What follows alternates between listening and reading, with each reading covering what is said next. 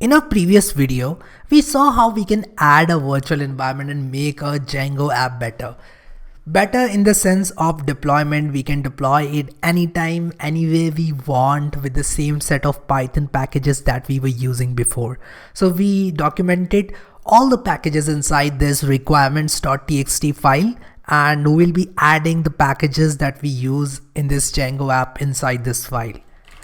If I fire python manage.py run server, you'll see that I have this development server created and I can very easily navigate. Okay, so what I'll do is I'll simply add a slash here and then I'll say admin, and I think I've already created an account. Yes, the username was Harry and the password was Harry, and it's totally fine. We had some blocks in there, we had some contact objects in there, and I think it was pretty good, and we are ready to deploy it because we are very nicely in shape to add content here. We can paste in images, we can do a lot of stuff with this. Okay, so there are few things that I want to change though. Do you remember we added TinyMCE to our blog by using blog.js? Let us say I want to copy an image and I want to paste it to TinyMCE. So for that we have a setting in TinyMCE. I don't know what it is, but I'll search it for you. TinyMCE paste image. I think it's something like paste image true or something. You just have to add one additional entry and you have to tell TinyMCE that I'm going to paste some images inside this, and please take care of that. Yeah, paste data images. Let me copy this and let me add it to my TinyMCE configuration. So here's my VS Code. I'll add it and then I'll add a comma. Let me save it and I'll show you what it does. So if I come back to my Django administration and let us say I want to structure this jQuery tutorial for beginners really well. So what I'll do is I'll simply come here and I'll copy an image. Let me see if I can copy an image from somewhere. Let us say jQuery. Let me call it jQuery and let me open image. Let me copy image and let me see if I can paste it. So once I press Ctrl V, I can paste data images in this, and it'll be great for me to save it and see the same image as a base 64. So this is added as a base 64 image. If you don't know what a base 64 image is, I think that's totally fine. All you care about at this point is to see this jQuery tutorial image here, but I haven't added it inside jQuery tutorial, it seems, or there is some issues. If I save it, okay, so I have two jQuery tutorials for beginners. Let me call it jQuery tutorial for beginners 2. Let me come back to blog. Let me click on next, and yes, we have this image here. So we can add a lot of images. We can also add the code. So if I add code like this, I'll press enter, and I don't have all the features here. So let me come back to TinyMCE documentation, and they have a page wherein they show all the features. I'll come to example, and yes, this is the one, fully featured. So there are two types of fully featured. One is including premium plugins. We don't want to deal with this one. What we are interested in is fully featured non-premium plugins. Now I'm not discouraging you not to buy this, but I think free is just fine to get started. So once I add this JavaScript to my TinyMCE configuration, I'll see this all these options in my Django admin for this blog. Okay, so what I'll do is I'll come to JS and I'll select all these things from starting to the very end. I'll copy them and I'll add to my TinyMCE. So I'll remove this and I'll not add selector, and I'll also not add another thing, paste data images. Let me see if they have paste data images set to something else. They might have it set to false, and I need to ensure this paste data images. Okay, so they don't have it, so I need it. Let me save it, and I'll tell you something that I learned through experience, that if you are facing any difficulty in getting this update, all you have to do is press Ctrl plus Shift plus R. Control plus Shift plus R will hard reload, and it will bring in all the fresh files from your static directory. Okay, but for me the normal reload worked well. Or you can also restart the server and you can clear the browser cache and you will see, but that is a difficult way. A shortcut is to press Control Shift and R, and once you do that, I think it works really great. Okay, so you can see this semicolon here. If I click this semicolon and if I say I want to add some code, and let us say I want to add Python code, and let me add this views.py. Let me copy this views.py and let me paste it here. And once I save, you can see it's so beautifully aligned here. I can simply click on save and let me see if it is reflected here. Yes, it is reflected here. Now there is a library called Prism.js. Let me show you. You can add it if you want, but for now I'm going to skip it because I want to see my blog deployed as soon as possible. Okay, so you can see this Prism.js library. It is really very beautiful. This is how your code will look like if you have Prism enabled on your blog. So I like where is my Monokai theme? I think it's called Okaidia. This is Monokai in Sublime. They call it Okaidi. I don't know whether I'm pronouncing it correct or not, but I think this really looks cool and clean to me, so I use this.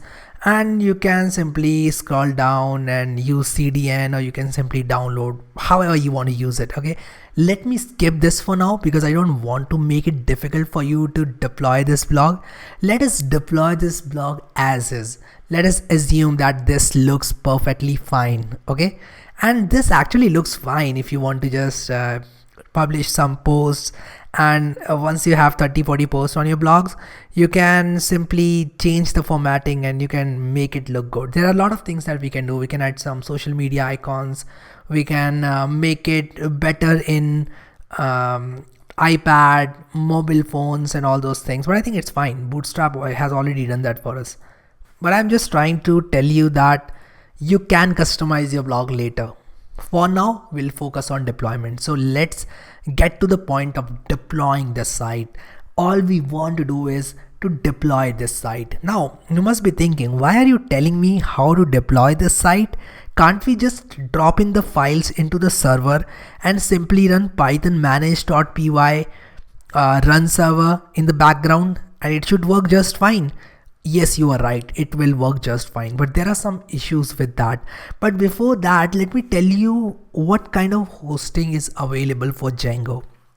Now, if you're serious with your blog and you really want to see this app deployed in production and you expect say 20-30,000 of visitors visiting your blog and reading your blog, and you cannot expect any downtime or any kind of issues with your site, you need a dedicated VPS. Now there are some more complicated deployment methods like Kubernetes, Docker. I don't want you to get into all this if you are starting new. If you are starting with Django and you are not a DevOps engineer, it's really straightforward for you to use a VPS. Now what is a VPS? If you don't know what a VPS is, VPS stands for Virtual Private Server. Virtual Private Server means a computer, a machine, which is there in the cloud. Somebody has already purchased that machine for you and they can provide access of this machine to you if you pay them dollars. Oh yes, nothing is free. Okay, so once I type VPS, 1, 2, 3, 4, these 4 people want to like party. They're saying, please take VPS from me. This guy is saying, please take it from me. This guy is saying, please take it from me. Why?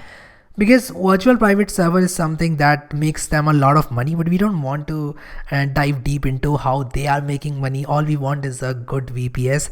You can go with HostGator, you can go with Linode, you can go with anything. I'm telling you, every provider, which obviously you know is not a scammer, is good. Okay, you need to make sure that you are not dealing with scammers. If somebody is listed on page 1 in Google, they're definitely not scammers, and these companies are pretty famous, right? Linode, Hostinger, and we can rely on these.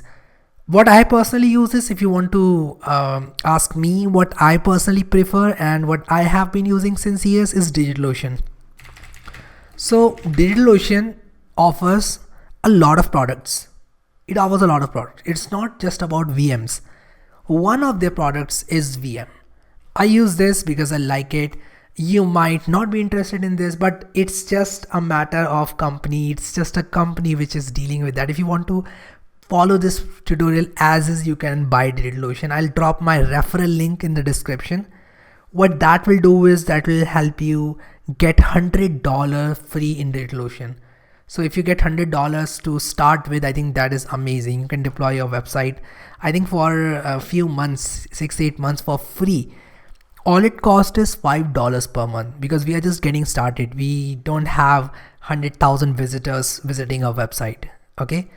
So how to get started?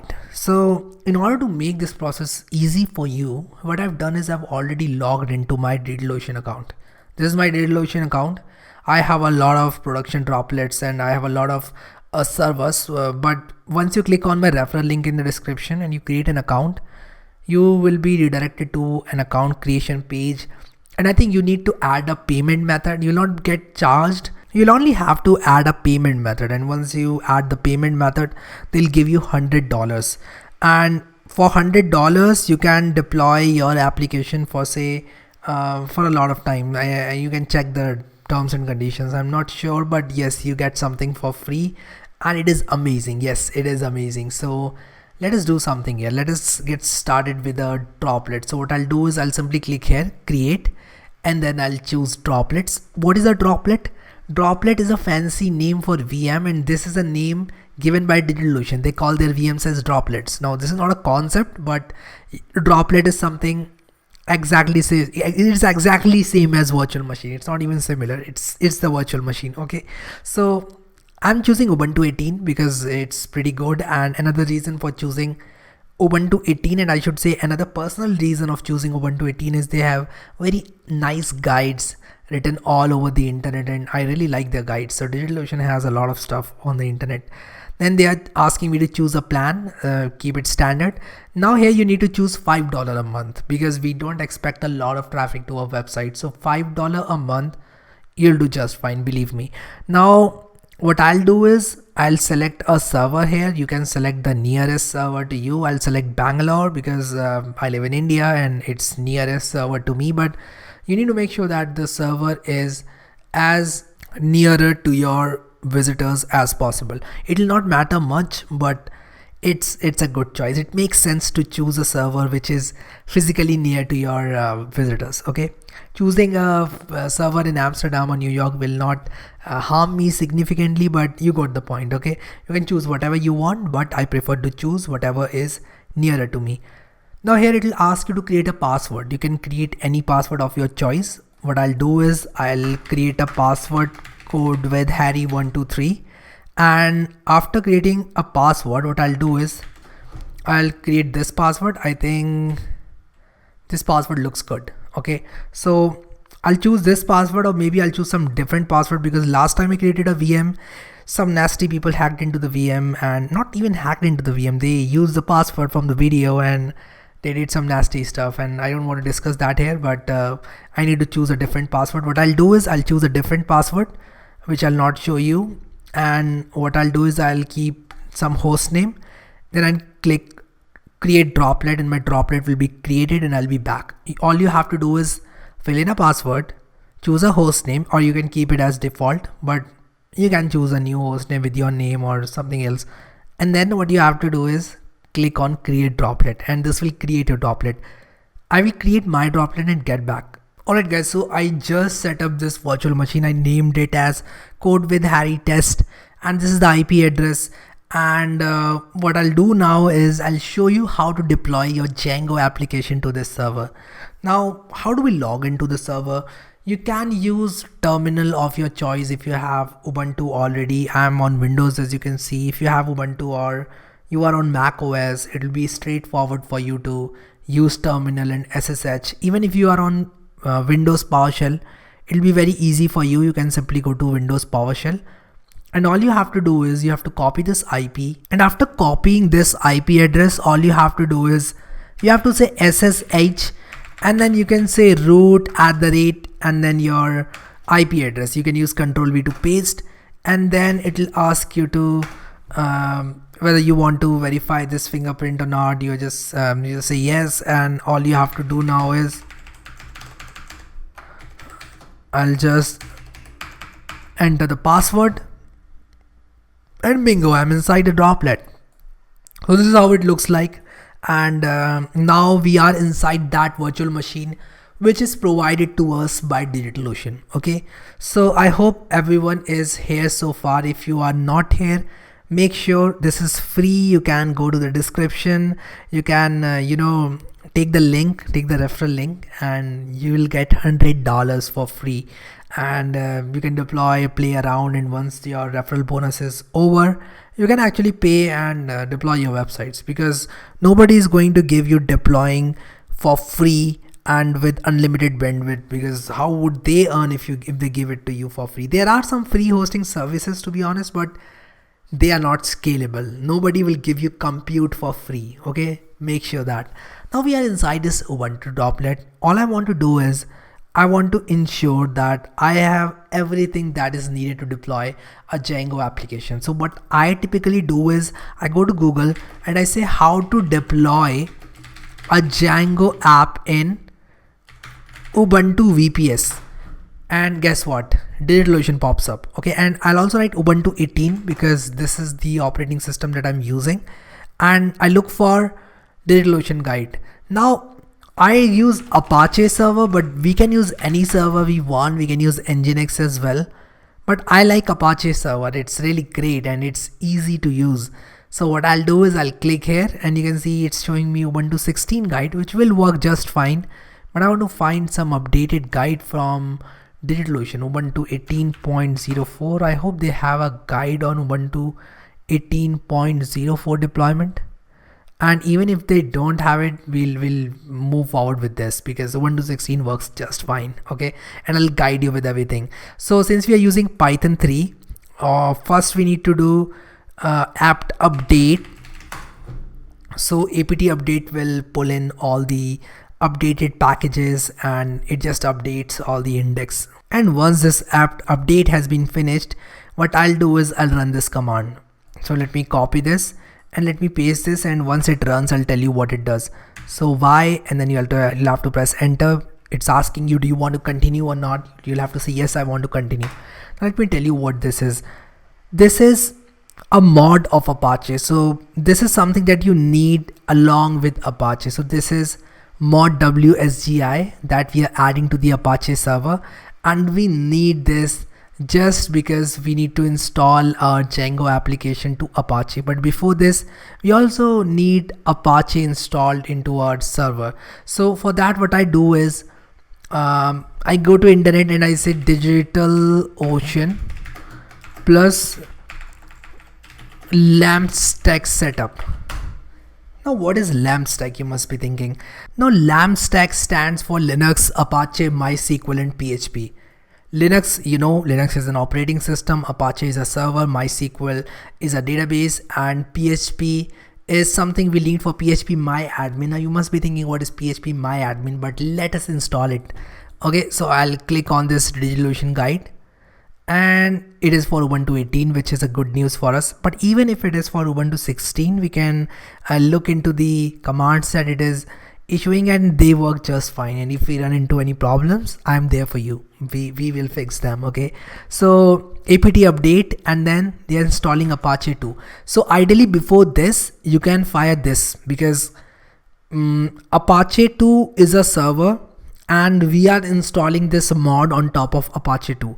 But since I've already installed this mod, not an issue. What I'll do is I'll paste or I'll type simply apt install Apache 2, Y, enter. Okay, so it's saying that apt install Apache 2. The following package was automatically installed and is no longer required.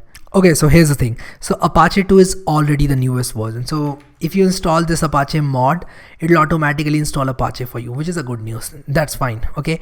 Now what we want to do is we want to allow the incoming traffic. So what we do is we fire this command to see the list of available applications, and a simple right click will paste it into the terminal.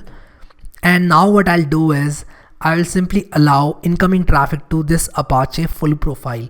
If you want to see what is inside this profile, you can fire this command, but we are firing this command just to see what is there in this profile. copy, paste, and it will show. Okay, so I think I pasted something wrong. I should be copying this and I should be pasting this like this. Okay, so it's telling me that Apache v2 is the next generation of the omnipresent Apache web server. Okay, sounds good. I want to allow the incoming traffic. So if I copy this and if I paste it to the terminal, it's saying rule updated. So we can now see incoming traffic to Apache 2. So let us verify this. Let us go to this IP. Oh yes, it works. So we can see this Apache 2 Ubuntu default page, which is a good news for us. Okay, so now what I'll do is I'll simply go back to that guide which was showing me how to install LAMP stack. I want to finish up installing LAMP stack. Oh yes, we saw this page, which means the install works. Now what it is telling me is install MySQL. Now we don't have to install MySQL because we are not using this MySQL thing, but we'll come back and install MySQL later. So this is not a proper LAMP stack installation, to be honest. What I'll do is I'll come down. I'll not even install PHP because I don't even need PHP. So let us not worry about these things. We'll come back in some other video and do it. At this point, my only focus is to somehow deploy this application in as less amount of time as possible. Okay, let me copy this one. pip3 install virtual env. You know what virtual env is now, right? So pip3 install virtual env. It installs virtual environment. Yes, it did. Now what I'll do is I will come back to a new tab. Why? I want to install FileZilla FTP. So all you have to do is you have to say FileZilla FTP and you'll have to download this piece of software. Now what is the software for? This software is for uploading files to the server. Now if you are using Git already, you can do Git pull, but if you want to manually transfer files to your server, you need an FTP client. So what you can do is click download FileZilla client and it will download it for you. Now I can click this download FileZilla client and then wait for it to download. I think it's downloading. Okay, so you can click here. Do not buy anything and do not buy anything accidentally. Most importantly, I'll click this close and we'll open this piece of software and install it and come back. I already have FileZilla installed, so I don't have to do any further steps. Let me wait for it to finish. So it has finished downloading and now it's opening. You can allow it and run the installer and it will install this piece of software. So I'll cancel because I already have this installed. I'll open my FileZilla FTP, and after opening my FileZilla by clicking on start, you'll see that I have this thing over here. Okay, what I need to do now is copy this IP address and paste it here, and then the username is root, and I'll type my password. Okay, and then in port you have to say 22 because this is the SFTP port. Click on quick connect, click on OK, and this is the place where you will see your server. Now go to /var/www/Django. Okay, or let us call it mountain, because if you remember, this was the name of our website. So let me open this directory first, /var/www. So I'll go to this directory. Now what I'll do is I'll right click, I'll say click directory and enter it. I'll say mountain and this will create a directory called mountain. The next step is to drag in all the files here so that I can upload my blog to this mountain folder. Let me go back to my folder. This is my mountain coders folder. I'll control A, I'll remove this .git. I don't want to upload .git. I don't want to upload .vs code. I also don't want to upload this my project TNV. All I am worried about is blog mountain coders, this db.sqlite3. Let me add this db.sqlite3 as well. So I will copy these files to this server and let us wait for them to get uploaded. And as you can see that they are being uploaded. Now if I come back to my PowerShell and I do cd/var/www/mountain, by the way, you can press tab key to autocomplete /var/www/mountain. Okay, so what I'll do now is I'll fire ls to see whether I have all the files at place or not. Let us do one thing. We just installed virtual environment. Let us try to create my project env as a virtual environment. So we have this virtual environment. So what I'll do now is I'll say source my project env bin and activate. This is the command. So if you are on Ubuntu, this is the command to activate the virtual environment. Let me press enter and this virtual environment has been activated now. What I'll do is I'll say pip install -r requirements.txt. How did I type this requirements so fast? I just said R, E, and I pressed tab to autocomplete. Now tab key can be used to autocomplete a file which is already present in the directory. So I can press enter. And as you can see, it's installing Django, it's installing pandas for no reason because I just added that pandas. I don't know why did I add pandas, but let it be added. We are just learning Django at this point. Do not add any additional packages. They'll just be an extra overhead on your server. You don't want that. Okay. Let me say python manage.py run server. And it is saying that it works. It works very nice, but can I go to port 8000 and see my blog?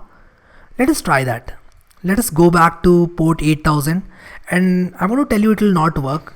And I'll also tell you why will it not work. But let us go to the server and port 8000. It doesn't work. Why does it not work? Because we are serving a local host and this local host for a remote server is that remote server.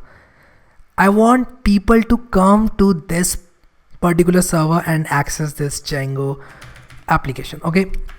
So for that, all you need to do is you need to give a command to python manage.py run server. And what it will do is it will, instead of creating a server at 127.0.0.1, it will create a server at http 0:8000, or rather let me call it 0.0.0.0, which means you want to connect to this server. It is serving the files from the IP address, which means anyone can come in and connect to this server. Let me press enter. Let me start this server and let me see whether it works. Let's reload. So it's saying that disallowed host at invalid HTTP host. So we need to add it to allowed host. I'll tell you what it means. But for now, what I'll do is I'll simply stop it. Another thing you want to do is, if it doesn't work, you'll have to say UFW allow 8000, because sometimes 8000 port is not allowed to your server. So incoming traffic will not be able to reach your server. So you need to say UFW allow 8000. Currently the firewall is not active. So if I do UFW enable, I can activate the firewall, but I don't want to activate the firewall. But in production, you should be activating the firewall. It is important to activate the firewall. Otherwise, people will do nasty things and will try to hack into your system. But for the sake of this tutorial, let us not enable firewall. Okay, to keep things simple. Now it is saying disallowed host at http_host header this. You may need to add this to allowed host. Okay, so we'll follow. We'll say ls. We'll go to cd mountain coders. We'll say ls. We'll edit this settings.py file. You might as well edit and upload, but what I'm doing is I'm directly editing this file from here. After you open Vim, you need to press I key, and I key will allow you to type inside this. So I'll make this single quotes. I'll copy this thing, the server IP. I'll copy and I'll paste. I need to press Ctrl V. Why does it not work? I think I forgot to copy.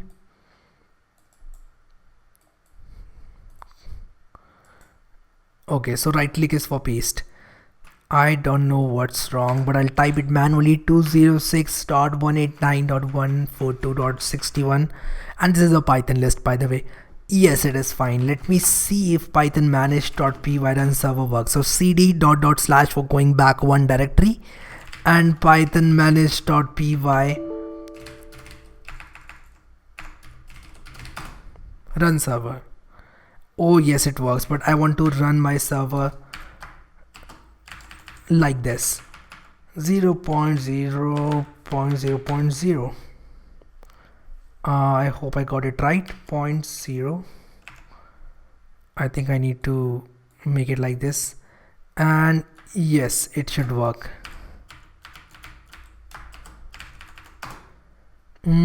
Let's wait. Yes, it works. Let me reload. Oh yes, we can see your mountain coders blog into production. Yes, it works. And yes, it looks amazing. Now it's saying that there is no table called blog. I think it's telling me this because I have not copied my db.sqlite3. I don't know why it's not copied.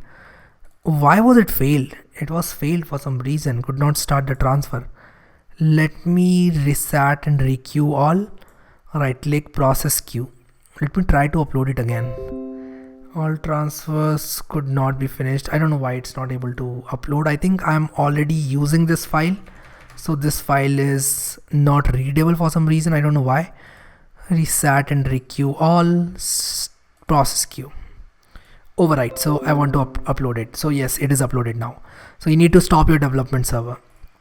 Now I think if I restart this server, I should be able to see my blogs. Oh yes, I can see all the blogs. So it works pretty fine and it looks good. Wow, it works. It definitely works. But let me tell you something.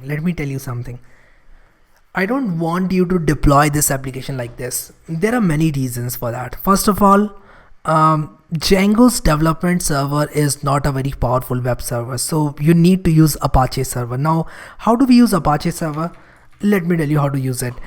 Also, if your process goes down for some reason due to some error or due to OS killing the process which is hosting this, which is holding this application in your operating system, it will be really very problematic for you. So let me tell you how to install it, how to deploy it. So we need to deploy it in an optimal manner. Let's go back to this blog where these people are telling how to serve Django applications using Apache. Okay, now you can go back and read why we need Apache. There are a number of reasons, one of those being that Apache is very available and highly reliable and a powerful web server which can scale with your users, and it will provide a very good experience to you. Your application will be highly available and you will know why we need it by spending some time in hosting your apps in production. So what we'll do now is we need to add this static URL and static root. So let me do one thing. Let me stop right here, and I want you to grasp the concepts that I taught in this video. And once you have grasped all the concepts, then I think it will be ideal for you to come back and see how to deploy the same application using Apache. If you want to run this in background, you can simply say ampersand at the end and no hub at the starting. So no hub, python manage.py run server, and this thing. Just press enter and your blog will be deployed. And I can even close this and it's still there. So if you want, you can take this IP address, you can access it. And what I'll do is I'll come back in the next video and I'll show you how to point a domain to this IP, as well as how to leverage Apache server for this blog. Okay, so we'll come back in the next video and we'll see how to deploy Django application using Apache server. This method will work just fine, but not if you have a lot of users and if you need no downtime. Yeah, if you want to have some downtimes, yes, you can go back. Your operating system might kill this process, this Python process. This is simply a hanging Python process inside your operating system, and you don't want to deploy it like this. You want Apache server to take charge of your application, of your web application, and Apache server should be able to serve the application and should take the responsibility of the uptime of your application. So we'll come back and see how we add Apache web server, how we add Apache web server and virtual environment to our VPS. We'll see all those things. We'll do it in practical, so do not worry. But before that, if you haven't already accessed this playlist, please make sure you access this playlist, because this is the place where I'm going to add all the videos. This is the place where you will get all the info. So please access this playlist. And if you like this video, please give me a thumbs up. I need a lot of shares from you guys on this playlist. I want a lot of people to take advantage of this course and learn all the concepts with me. I hope you will share this playlist. Please do share this playlist. Thank you so much guys for watching this video, and I will see you next time.